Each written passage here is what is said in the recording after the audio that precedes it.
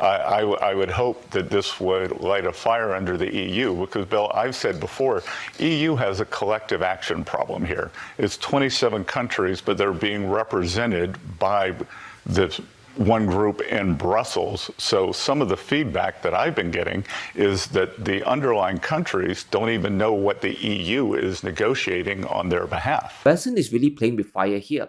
Playing divide and conquer with your own ally is very dangerous in a global trade war, and it looks like Europe is about to collapse, but if you push them too hard, things can really flip. Now, there are so many ways the EU can put a squeeze on the US. Let's talk about the true Achilles heel of the US economy, and that's their financial markets. The US has a borrowing and spending problem. The 10-year premium is about to hit a full percentage point, the highest in modern history. And that means investors are losing confidence fast. Borrowing costs across the country is surging and the economy is under enormous pressure. Now, what does the EU have? Collectively, they hold over $2 trillion in US Treasury bonds, and they have been the biggest buyer of American debt.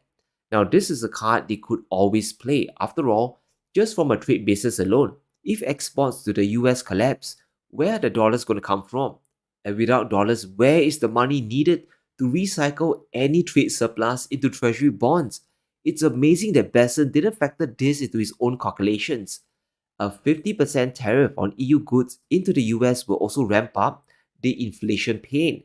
And thanks to Trump's collective punishment, a lot of consumer goods and inputs will hit unthinkable prices. The 5 biggest exports will make prices across the US fly up. Medicine, machinery, chemicals, automotive, and electrical exports will all cost 50% more.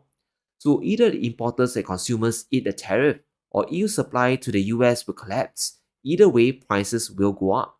So how is this good for consumer budgets? More importantly, how is this good for existing companies in the US? Any country moving factories over there have to ask a very serious question. If I spend $1 billion building something in the US and my input costs are incredibly high, can US consumers afford what I'm selling? And could Trump also U-turn everything a month later?